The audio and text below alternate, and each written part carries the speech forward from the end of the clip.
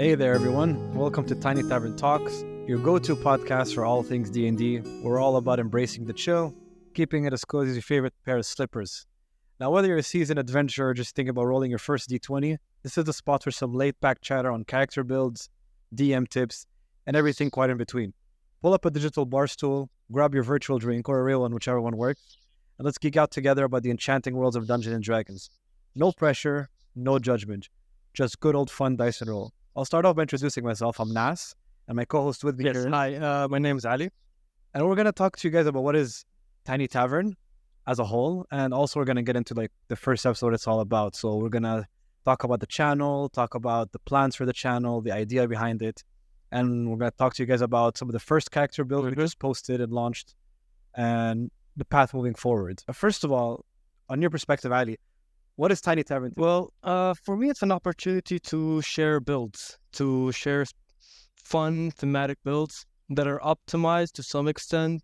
And at the same time, they tell a story. It's not just a mesh of classes that just like that are meshed together just because they work well. No, there needs to be like a flavor behind them. Like it's like you're building your character. That role play essence is very important of the character builds that I create. Awesome. So to give people perspective, like a little background, Ali's a player and I'm a DM. So we're going to give you guys a little perspective from both sides of each coin. Because some of the channels strictly focus on like DM tips, and some channels focus on, player builds. But the way we're actually approaching player builds is the characters we're going to be creating, or like the classes or whatever, we're going to give it life. So the characters will be speaking as if it's speaking by itself.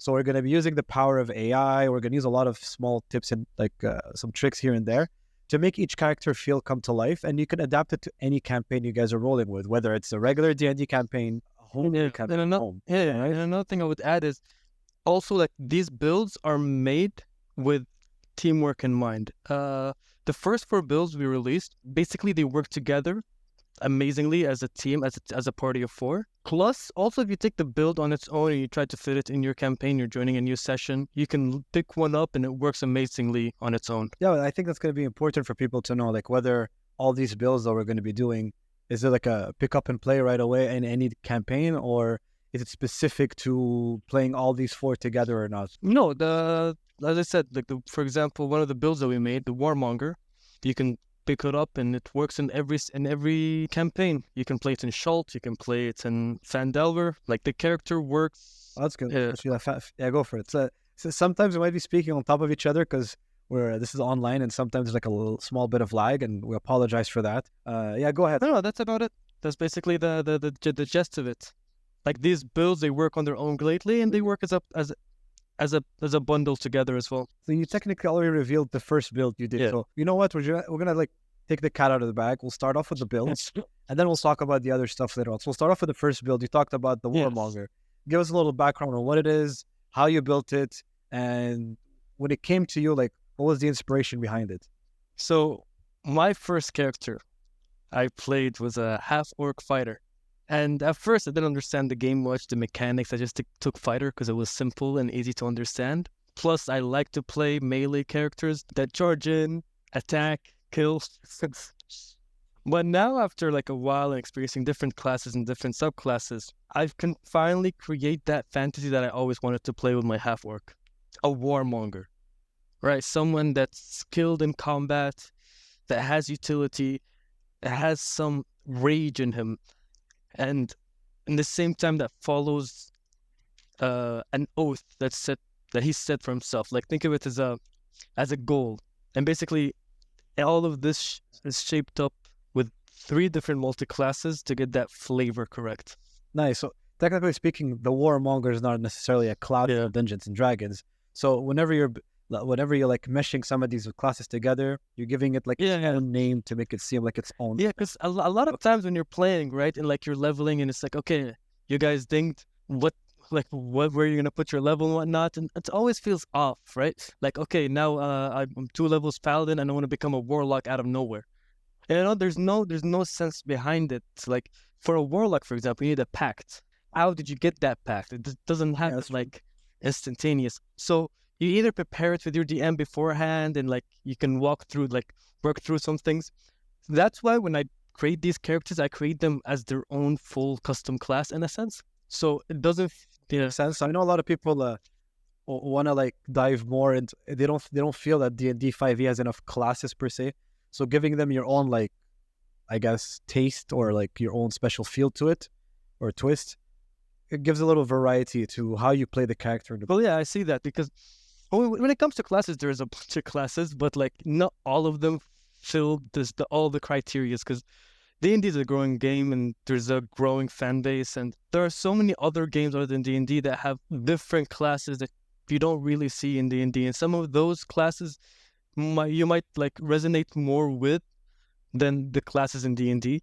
So, for example, I told you the Warmonger was one of them, like a character that I wanted to play, but no one class gave me enough to have this fantasy while playing. So talking about the Warmonger, how about you get more into details on how did you level it, what classes and subclasses you picked, how did you make it happen? First things first is first level. Obviously, half orc is the race. Half orc for race, mostly for flavor, because I love half orcs, and it works thematically, right?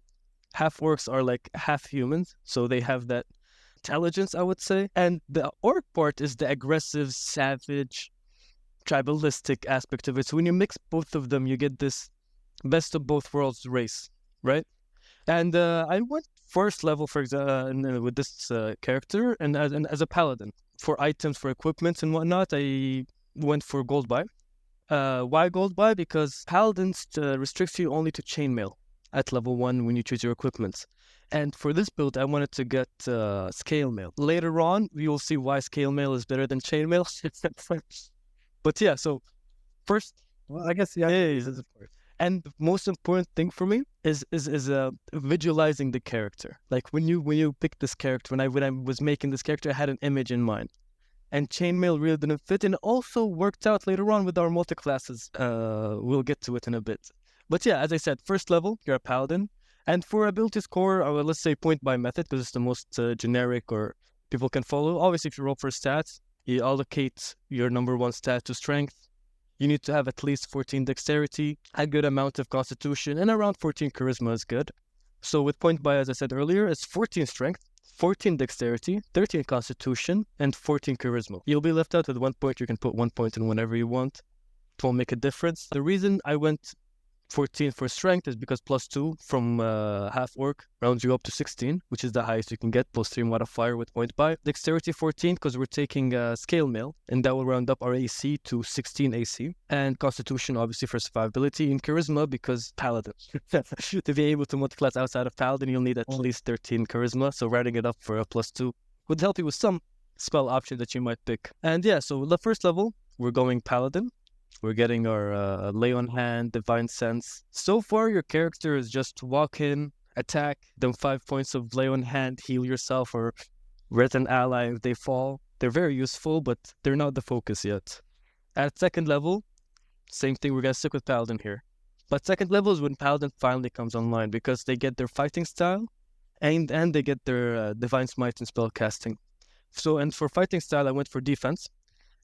Great weapon fighter is a viable option, but for now we won't get much out of it. Like on average, it only increases 1.2 damage, so it's not that important. But when you're talking about defense, for example, that bumps up your AC now to 17, that will save you from a lot of hits, and you have better survivability. Third level is when we get the oath, the sacred oath, and for the oath, I went for conquest, warmonger, and yeah, makes sense. You want to go conquer, yeah, exactly. So Conquest, Paladin, they have a very strong channel divinity, which is it's an AoE, Frighten. It's a wisdom saving throw. Very clutch, very important. And the generic Paladin channel divinity is +10 to hit. So both of them are very the +10 to hit is specifically good, like when you're fighting a very strong mod that's like very hard to hit, and you just want to finish him off with a smite, you can use it there. But I still feel the AoE Frighten helps a lot. Specifically early on as a martial character, you don't have many AoE options to deal with enemies, so frightening them can help control the situation a bit. You get also all spells, but none of them that are very important for the build. Command is very flavorful. I like to use it in and outside of combat. And fourth level, we get our ASIs, ability score improvements, both of them on strength, rounding up our strength to 18. And at level 5, which is our last paladin level, we get extra attack.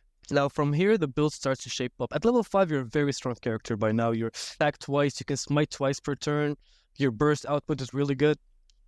And you have 25 points of lay on hands. So you can cure 5 diseases or heal for 25. So you're very versatile at this point. You can like also help support your allies with the lay on hand points. But then at level 6 is where we're doing our first multi-class. Go ahead. So level 5, so basically 1 through 5, we're sticking to Paladin, we're going Conquest. Yes. We're building the foundation with Correct. Paladin, right? Picking up the extra attack. All right. So the first multi-class starts at level 6. Yes, level 6, we're going Barbarian. 2 reasons. Rage. Second reason. Of course. And second reason will be Reckless Attack. Now, at level 6, we get Rage. And the reason we took medium armor in the beginning of this character instead of chainmail is because medium armor, you can rage while medium armor. While wearing heavy armor, you can't rage. And we have +2 to dex that rounds up to 16. So it's very... So basically, you still have your defenses. You still have +1 defense style. Plus, you can rage, halving damage. Obviously, rage, half damage from bludgeoning, slashing, piercing damage. Now, at level 7, is we take another level of Barbarian, Reckless Attack, advantage on attacks, and you get advantage back on you. Very, very, very strong ability. And to get advantage as a martial in general, literally makes or breaks your character. Increasing the rate of your attacks, especially like when we're talking about like mostly a Nova damage build. Nova damage is basically a burst damage build. Your sustained DPR is still really good, but the focus of this build is Nova. So having advantage on demand like this is very good. And you can also cancel out disadvantages with a Reckless Attack. You also get Danger Sense, which is a fun, neat trick that barbarians get. You have advantage on saving throws against effects that you can see, like traps and spells. So it's basically 6th sense. And then level 3 is where we get our barbarian subclass. Now, if this was a purely optimized, no flavor build, I would go for like the Bear Totem Barbarian to get them full resistances. But that's not really the goal. We want a build that will perform and a build that has that flavor. You'll hear me say flavor a lot. Yeah, you want that background story. You want that. So, 8th level, we're gonna finally get our barbarian subclass, Primal Path, and we're going for Zealot. Zealot. Okay, that's Zealot gives you an extra 1d8 plus half your barbarian level in damage once per turn on the first attack when you rage, which is not a lot of damage, but at the same time, it's still damage. The flavor behind it is really good, specifically later on, because this is something that I realized: the longer campaigns go, the harder death becomes. Like when you invest in a character from like 8 levels in that you've been playing weekly for like a couple of months now, and then they die, it's really hard to take. Coming from a DM's perspective, killing off characters, having the players lose a character halfway through a campaign, it's pretty hard, especially if they have no ways to revive and get them back. But at the same time, it is part of the game. Yeah, correct. But the Zealot here helps us with its Warrior of the Gods. So at 3rd level, your soul is marked for endless battle. If a spell such as Raise Dead has the sole effect of restoring you to life, the caster doesn't need material component to cast the spell on you. Now, this is great because mid-combat, getting res and going straight back to action, no material needed, is very good. You're like this undying machine of death. You only want to kill, you want to conquer. Unless the DM is spammy and counter spells the revivify combat. Then hurts. Still, you didn't waste any resources. So. But yeah, at 4th level is where the big damage comes in again.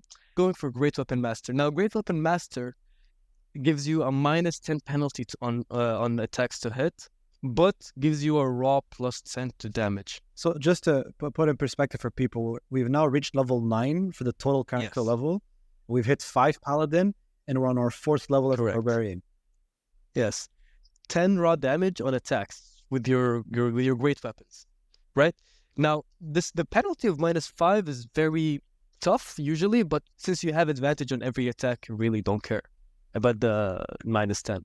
-5, I mean. And after this, we're gonna multi-class into fighter. So I guess that's the trifecta where you yes. Right? So before I get to fighter, I want to point something out in the beginning. Earlier on, that's like a hint for like optimizing gold as well. When we went for gold buy method, instead of getting the set items you get as a paladin, we went for scale mail, and for weapon, I recommend the maul. Now, maul is a very underrated, underused weapon. It's 40 gold cheaper than a great sword, does the same dice damage, plus it's bludgeoning damage. And bludgeoning damage is way better than slashing damage the more you play. So that's just a side note about the starting weapon. I think I forgot to mention it earlier. Also, don't forget, some people do have a preference for slashing damage. So yeah, if you're all good. So I guess at the end of the day, if you're all good in the gold buy, sure, buy your 50 gold great sword. No one's gonna talk to you. But let's say you're all a bet, you can go for a humble maul. Even flavor-wise, it's a very like intimidating weapon. Like someone walking to you with a sword is not someone like, it's not like someone walking to you with like a great hammer. Wait, mauling someone in the face. And it works against skeletons. And yeah, fighter, it does. Level 10 total levels. First level fighter. We're going to get our second wind. Bonus action, heal for 1d10 plus your fighter level. And you get a fighting stat. Now here, I would say great weapon fighting is good. Why is great weapon fighting? Because you will see in a bit, in 2 more levels. And second level, we get action surge. You get another action. So basically by now, how it looks for you is your turn starts, you rage, you attack, smite, action surge, attack, smite, all of these with advantage, doing a lot of damage. Now, that's a lot of dice as well. Now, to improve on it, I went for champion fighter. And champion fighter... So now we're at level 12. Yes, we are level 12, 3 levels into fighter. So we take the martial archetype, which is champion. Now, I was stuck between battle master and champion. Master gives you more, like it's more situational. It gives you more options to deal with specific situations. You're a warmonger. You want to hit and you want to hit hard. So increasing the crit chance is really, really strong, specifically since you're rolling with advantage. So the rates of you getting a crit is even higher, which is like 19 to 20. Well, having a 19 and a 20 is better than just having a 20. Exactly. Plus, when you crit and you smite, you double your damage, and it's a lot of damage. Yeah, plus adding your great weapon fighting to the mix, you're dealing a lot of burst round. Like turn 1, you single out an enemy and you show them what's up. A lot of DMs are not gonna like that. Having a high burst rounds, and preparing a villain for the past month, having it one shot randomly. Well, at this level, when you're talking about 12, it's not really going to be a one shot against most. And sure, some enemies might get one shotted by this. If you roll high and you crit and like all the things are on your favor, plus let's say you have an ally that's buffing, a wizard casting haste on you, all these things add to the damage, of course. But all in all, it's a very, very solid build. It's a very strong build. It's a very flavorful build. It's something that you're going to feel like a warmonger playing this character. You're fearless, you're charismatic, you're intimidating, you have a presence on the field. And another thing that gives me pride as a player is when the DM starts taking you into consideration in combat.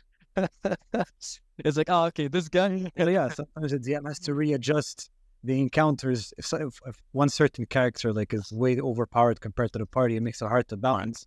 But usually, the whole point of playing the game is for every character to enjoy it, and we don't want one character to keep one-shotting everyone. So of course, it's a balancing act between the players and the DM. And yeah, giving a challenge to a certain player sometimes is actually a good. Yeah. Now I did So we're stopping at level 12. Level 12. So most campaigns. I think the highest level campaigns go in 5e is 14, if I remember correctly.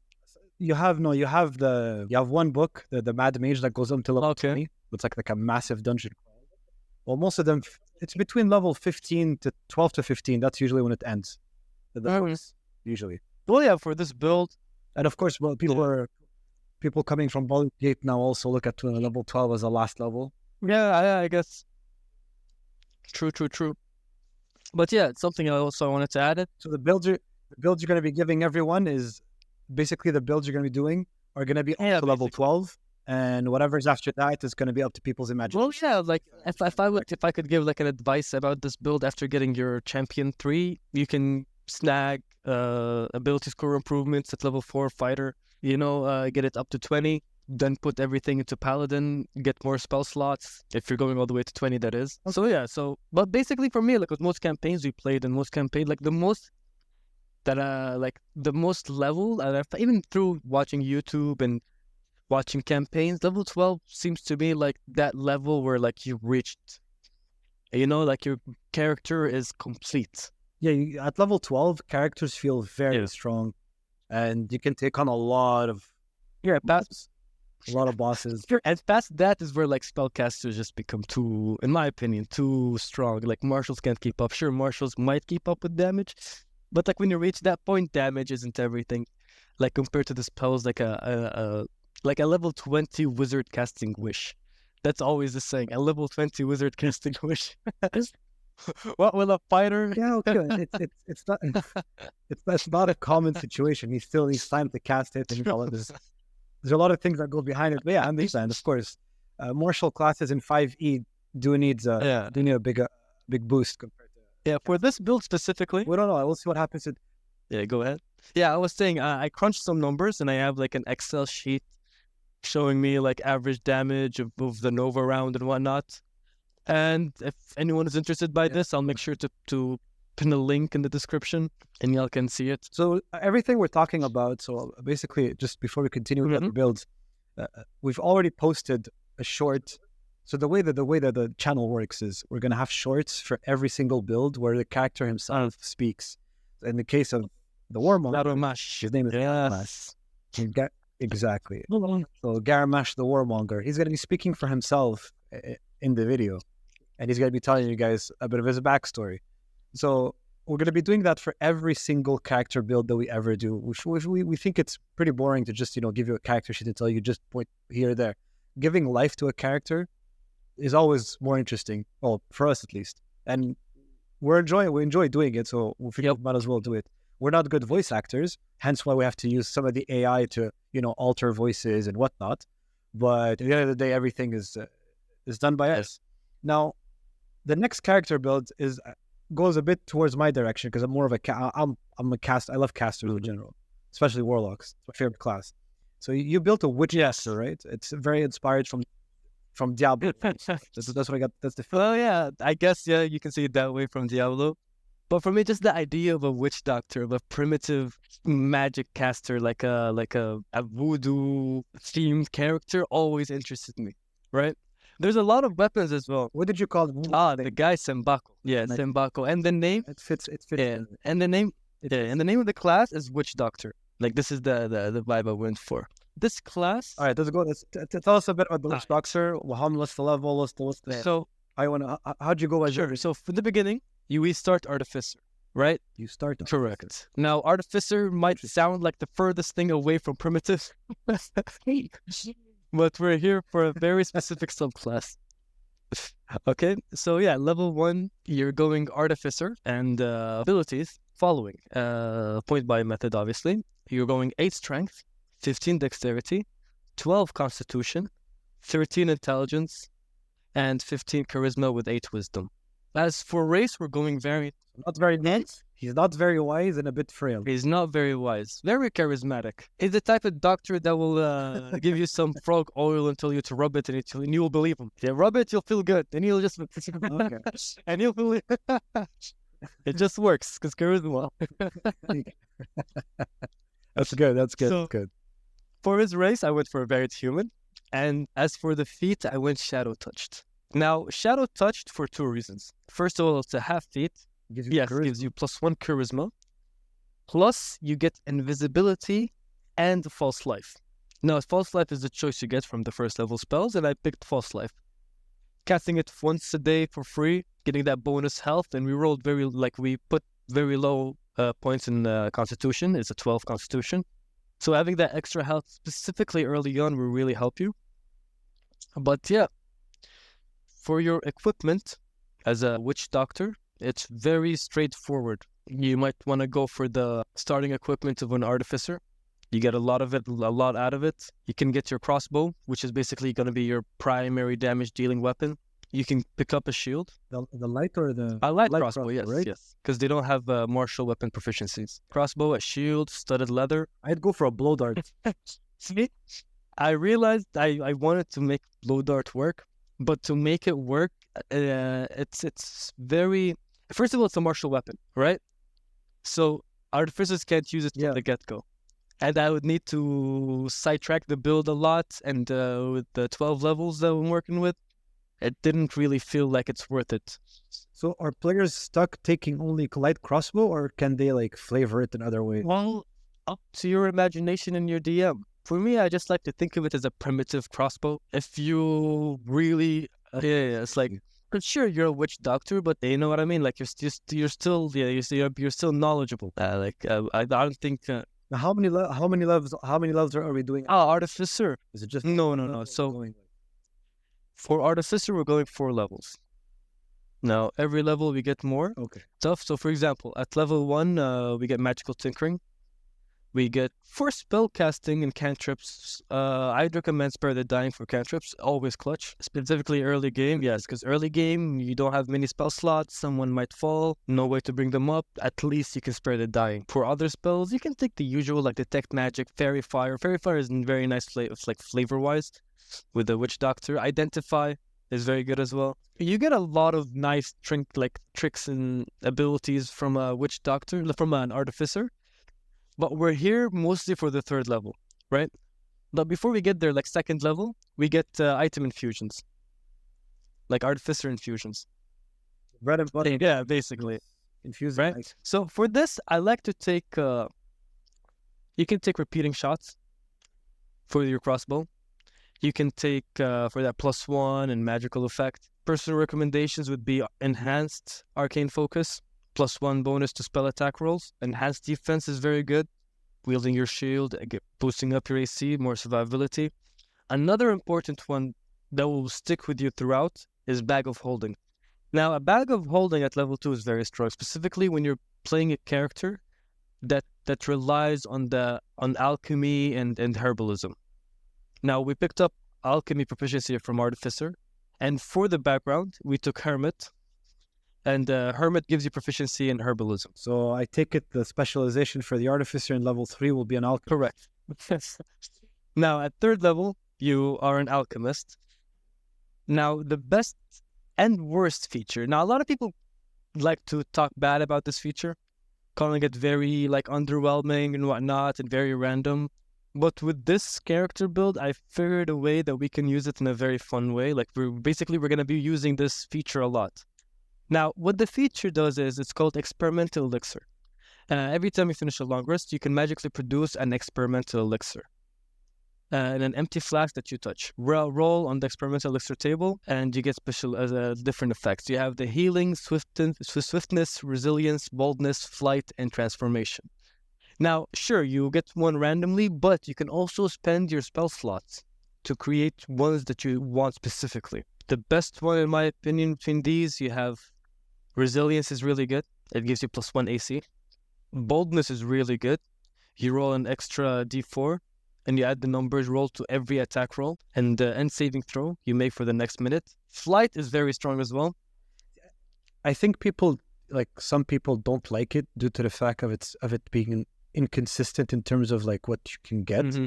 But at the same time, it's very versatile. Yes. I find that it could be very useful. Well, the reason is it's people not people, even me myself, I wouldn't build an artificer alchemist and just leave it at that. Because you need to make a choice while you're doing your long rest, right? And then you're stuck with whatever you picked, correct? And now let's say you spent all your spell slots to create these potions, and then the next day comes in and you don't have spell slots. You have to attack with your crossbow or your whatever magical weapon you have. Unlike Battlesmith, you don't get extra attack. You don't get scaling with your intelligence on your attacks. So damage-wise, you're very underwhelming, and spell slot-wise, you're like a half caster as an artificer. So it's very underwhelming from that aspect as well. This is like how I see it from my perspective. Maybe someone can make it work. Maybe I can make it work one day once I get better at this. Even better, because I'm already good. Might as well try it. Build for the future. So after we're done with the alchemy, we're gonna take actually one more level, and artificer in our final level, to bump up our charisma. Now our charisma should be at this point around 18. Yeah, it's 18 charisma. Okay. And let's say, like, listen, okay, 4 levels in, you have 18 charisma, you have 13 intelligence. 14 intelligence. How would you play this character? My advice would be all your spell slots, all of them, on creating the alchemy, the experimental elixirs. Every long rest, make all the elixirs. Their effects are very strong, specifically because you're going to be selecting them, correct? And it's less things to worry about. You can focus more on the RP aspect, since you already have that high charisma. Talk your way out of situations, talk to your, try to play a more RP heavy character. Enjoy this character. And I feel that this character is a very fun character to play. Extremely fun, very flavorful. You're not going to be performing, and I'll be honest, you're not going to be at this level specifically, you're not going to be performing as good as a wizard or a sorcerer that's like casting very strong damaging spells or whatnot. But you have your niche and you're very good at it. But you being this weakling guy, he won't last long. Because at 4th level, sure, martial classes don't have their extra attack yet, so you can still compete with them with DPR, with your crossbow, and it's magical as well, so that's another advantage. But 5th level come, and you go into Warlock. Okay, so we're multi-classing to Warlock until 5.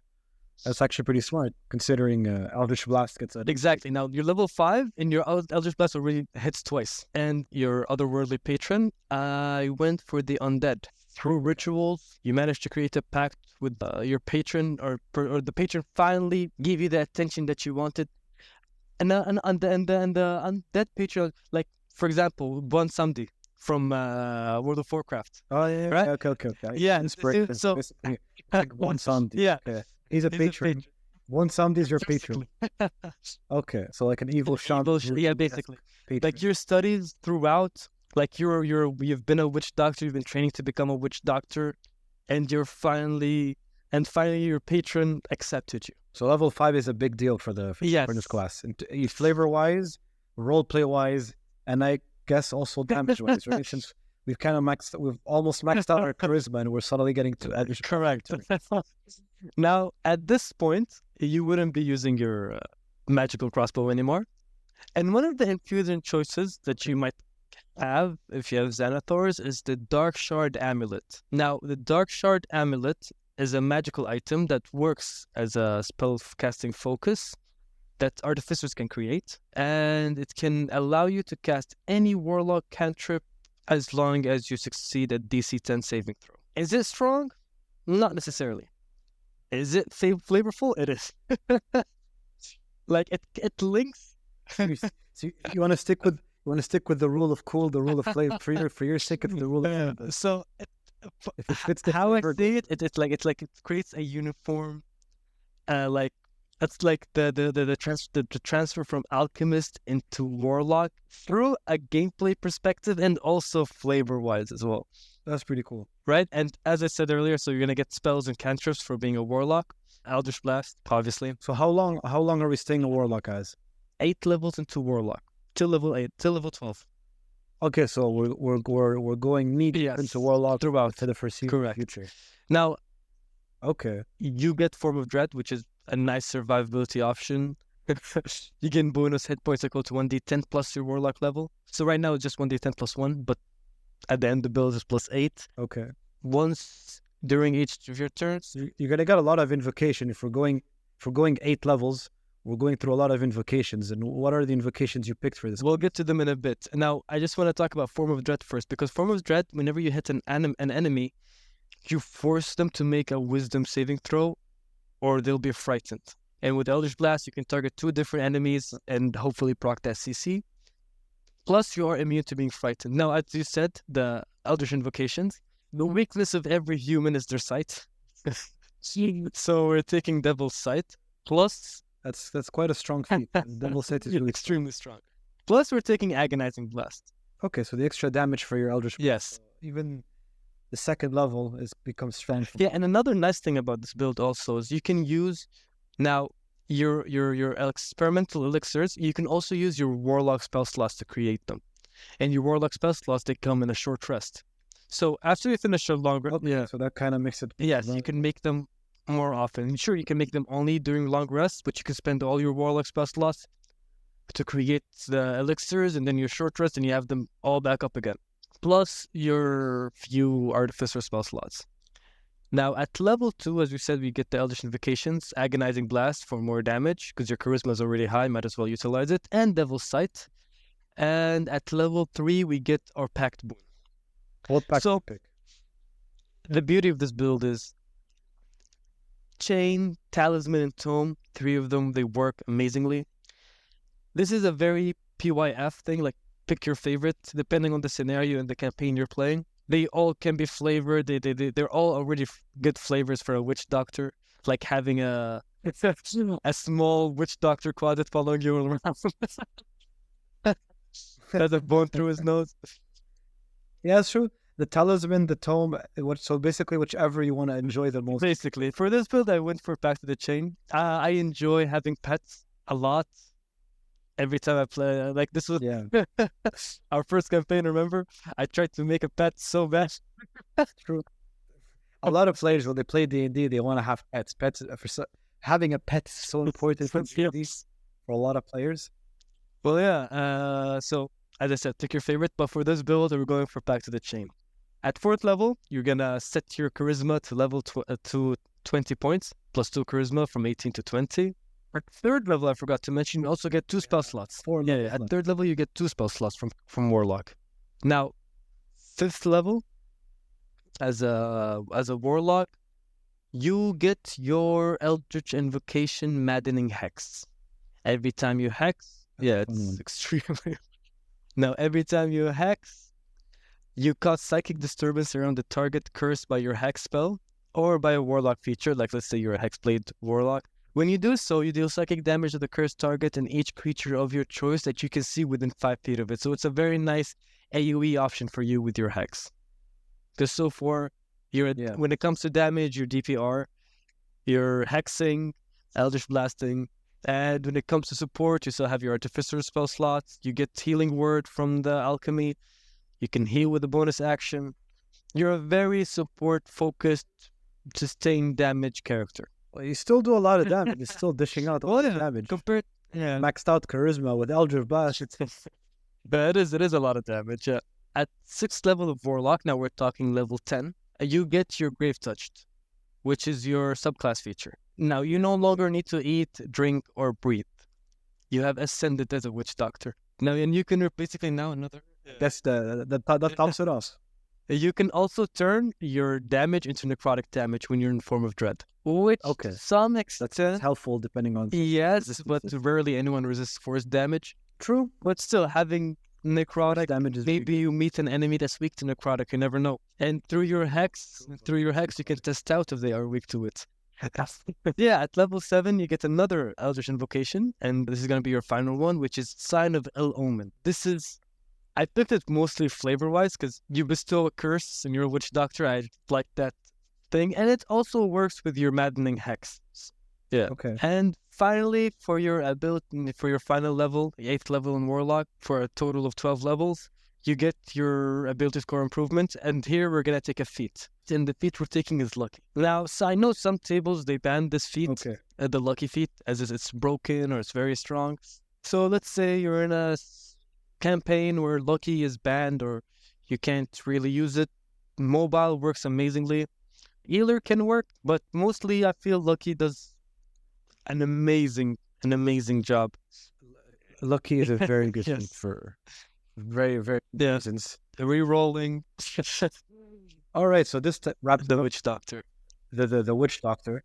So we're gonna go through the next 2 classes a bit faster now. We have one which is called the Mystic Schemer. Yes. All right. This one's pretty interesting. Even by the name. This Mystic Schemer is a control build. Control, support, your facilitator mostly. Like you help your like once you reach a point in D&D when when you play a lot of sessions, you don't care about doing them big numbers. You don't care about you become like your playstyle turns into that of a supporter, someone that lets people shine, let people enjoy their new experience at times. So in this build does that and more. Yeah. It's a facilitator and also it's a control build. You start as a rogue. Your stats, okay. Let's start from the beginning. Your race is a half elf, dark vision, fey ancestry, and we're going with Tash's ASIs. So +2 to intelligence, +1 to dexterity, +1 to constitution. Your abilities are 10 in strength, 15 dexterity, 13 constitution, 14 intelligence, 10 wisdom, and 10 charisma. Your background, you're going for criminal, calligrapher supplies, 2 short swords, leather armor, and thieves tool. And at level 1, you get your rogue level, sneak attack. You have expertise and stealth and thieves tools, and you also know thieves can't. Second level, you get cunning action, bonus action, dash, disengage, hide, very clutch. At third level is when you get your mastermind subclass. Yeah, that's interesting. Extremely fun. You get some proficiencies with your master of intrigue, the disguise kit, forgery kit, and a gaming set. You get master of tactics. You can use the help action as a bonus action. Additionally, when you use the help action to aid an ally attacking a creature, that target of that attack can be within 30 feet of you rather than within 5 feet. So you don't need to be in the middle of the fight. You can do it from a distance, and you'll be safe. Then we start taking wizard levels. At level 4, we are wizard. We're skipping the ability score improvements. We're going straight into wizards because we want to get as much wizard levels as we can. You get first level spell casting. I'd recommend getting Alarm, Detect Magic, Find Familiar. Very clutch. Find Familiar can also help. You can make let's say you have an owl, you send him in, he can help. Scout, very versatile uses. Level... You like your pets, don't you? Yes. And as a cantrip here, I would recommend taking Create Bonfire, Booming Blade, and Flame Bolt. Okay. Those are specific ones that not a lot of people pick. No, Create Bonfire is very nice. I recently saw how strong it can be, controlling a battlefield, blocking a very small path, like where there's 5 feet. Enemies that walk through it take damage. A lot of enemies will try to avoid it, and so on and so forth. At level 5, now we're level 5 here, and so the focus of this build, to reiterate, is not damage. You help your allies do the damage, right? We're going to get our arcane tradition, and we're going for divination. Now, what divination does is the following. Roll 2 d20s, and you record those numbers, and you can replace them with any attack roll, saving throw, or ability check to your advantage or to your enemy's disadvantage.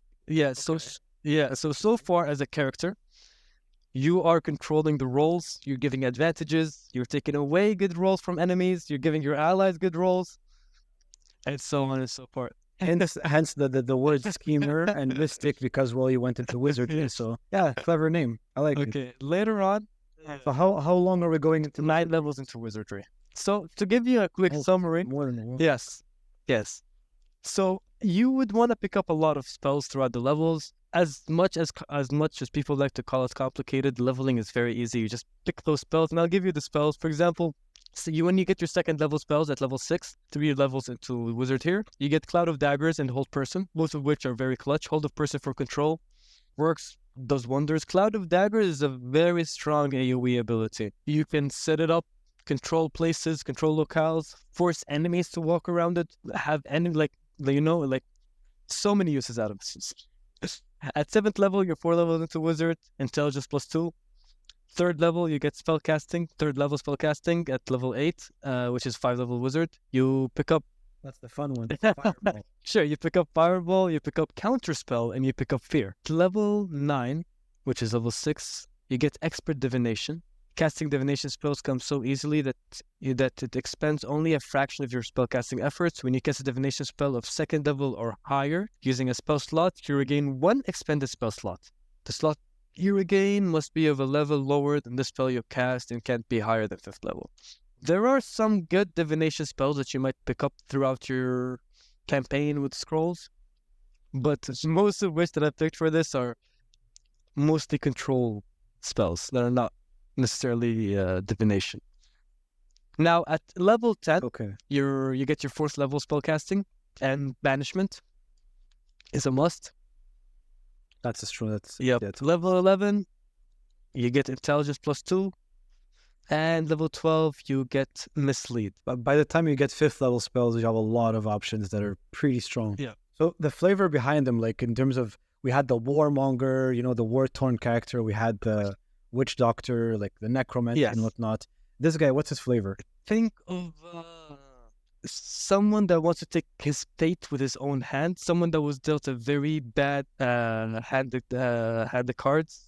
Is that the saying? Right? Okay. And he wants to take control of So things. basically, someone does. Yeah. Okay, someone wants to control his own Basically. destiny. And another flavor that you can also see it is those tarot card reading scoundrels, that could be another flavor.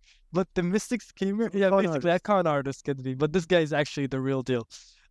Now for the final build that we have is ironically Ironic, that one has a lot of loss. yes, the Twilight Domain Rune Knight, or the Twilight Glyph.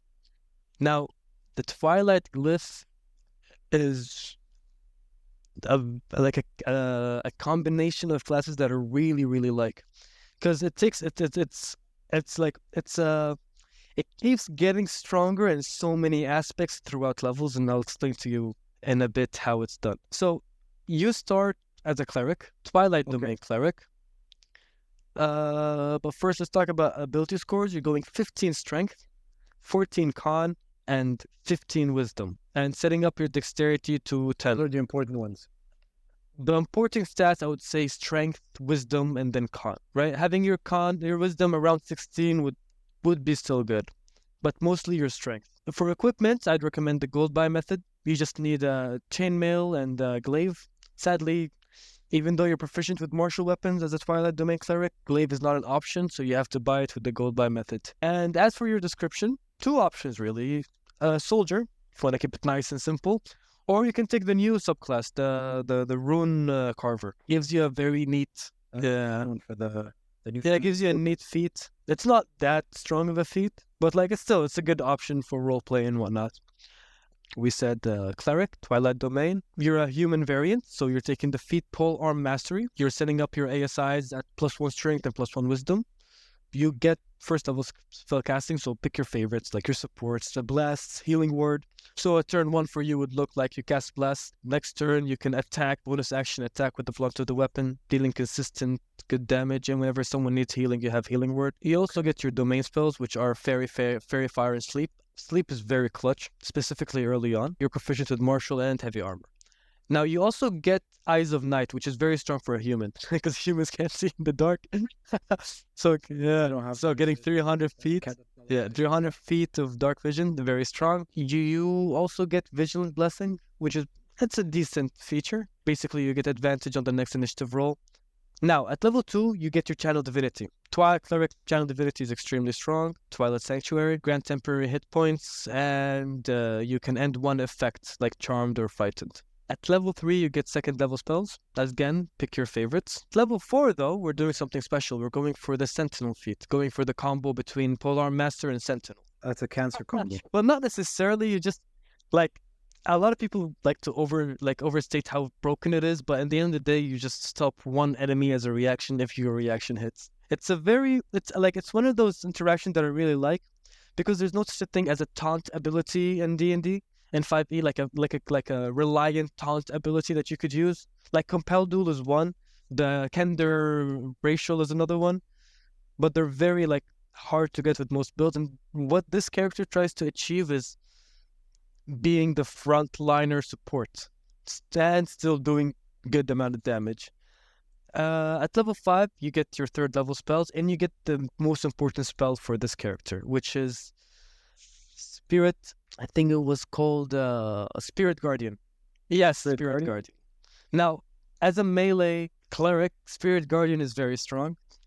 You do AoE damage to anyone that walks into your range, 15 feet range, if I remember correctly. And from there, you're gonna do your first multi-class into fighter. And yeah. Okay. So now we're level 6. We're gonna multi-class into fighter, right?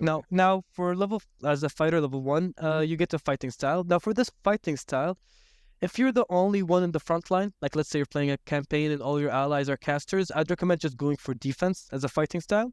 But if you share the glory of war with an ally being in the front line, interception is a very interesting fighting style because you have 10 feet of attack, so you can literally stand behind your ally, and while they get attacked, you can interception as a reaction, lowering the damage that they receive. And you also get second wind for a very nice small self-heal. Level 2, you get action surge.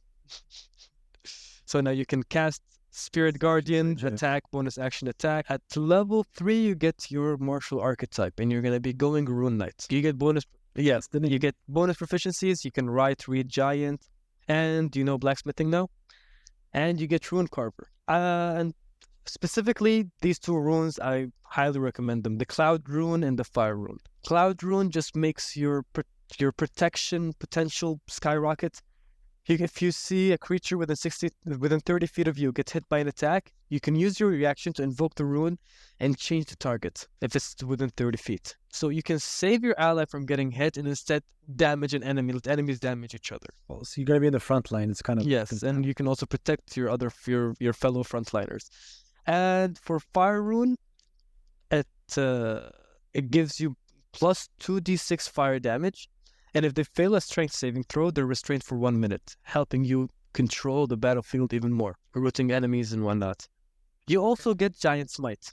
Now, you as a bonus action, you become large. You have advantage on strength checks. On each turn, whenever you attack, you deal an extra 1d6 damage. Sure, the damage isn't that strong, but being giant comes with a lot of advantages on the battlefield. Being able to push enemies away, control the battlefield, and keep in mind you have Spirit Guardian looming around you. You're walking your huge, intimidating presence, keeping your allies safe. Nice. You're there to take the aggro. You're there to keep your allies safe, to control the enemy's advances. 4th level, you will bump up your strength by 2 points, and at 5th level, you're gonna get extra attack, allowing you to attack twice. Now you are very adept as a martial character. Plus, you're doing constant AoE damage. Plus, you have your spells to heal, to buff up your allies.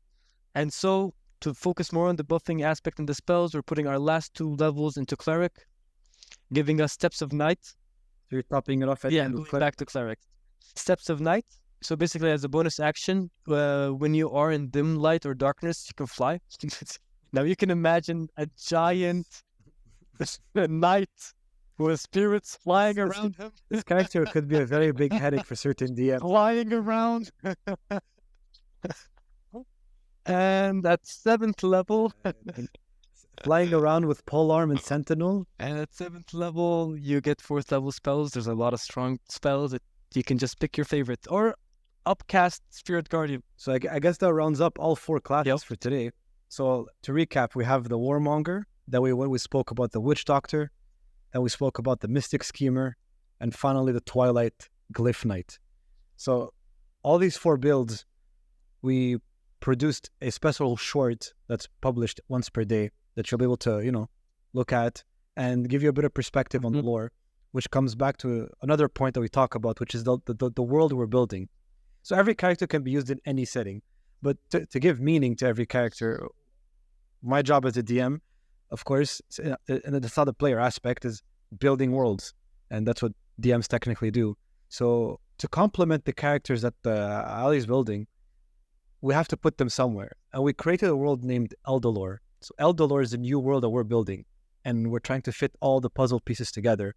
And you'll be going along with us in the ride. And in Tavern Talks, we're going to every week bring you a podcast showing you all the new builds and technically 4 builds per week, so it's going to be the 4 builds. We're going to talk about them and also give you a little bit of nuggets on how we're developing the world we're talking about. And tomorrow we're launching a new episode. It's going to be a long form episode. So once a week, there's going to be a long form episode that talks about the lore of Eldalore.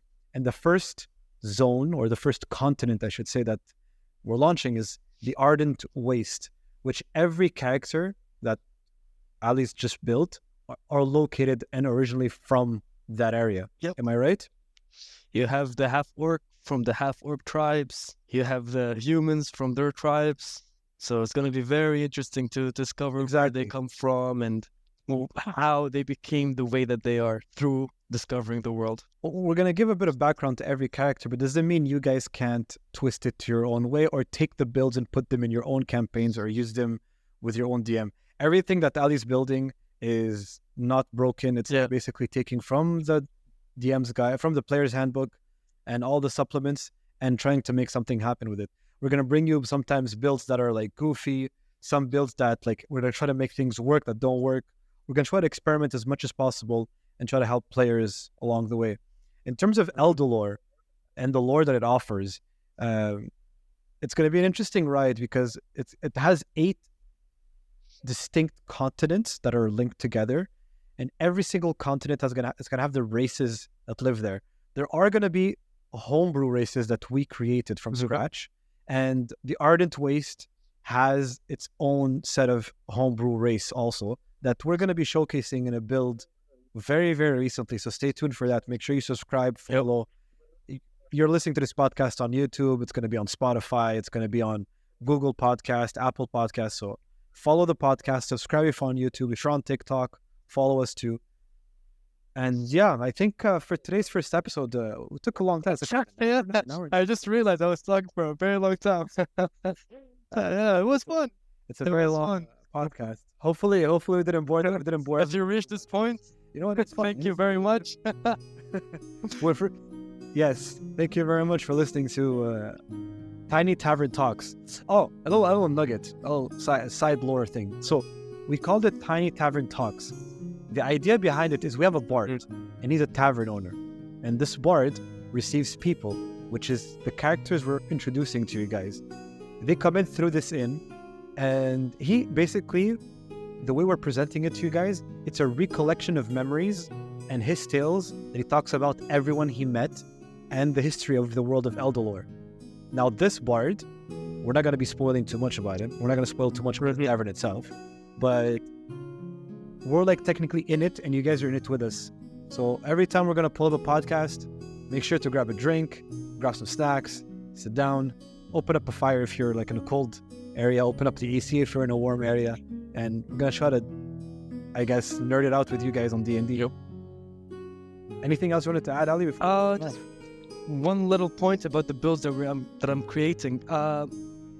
Being optimized and having very strong builds is fun and all, but as I specified earlier, this is not the focus.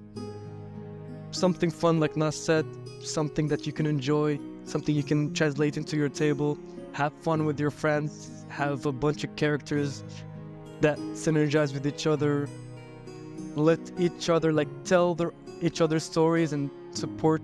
You know, it's a very fun thing when everybody's playing together, and I guess that's about it for me. Well, that doesn't mean we're not going to bring you guys all out. We're going to like try to cater to as many people as possible. Some people are optimizers. Like in our table, you know, I DM for Ali and some of our friends. We have everything. Some optimizers, some role players, some quiet people who barely talk, and we have to push them to talk, you know. There's all, that's the beauty about this game. A lot of personalities can come together under one table, and everyone can have fun, of course. So on our end, thank you very much for tuning in, guys. This is first episode of Tiny Tavern Talks.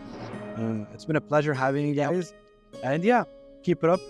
Listen to us, and hopefully you enjoy our Thank you for listening. Thank you, and thank you, Nas. Thank you. See you guys next week.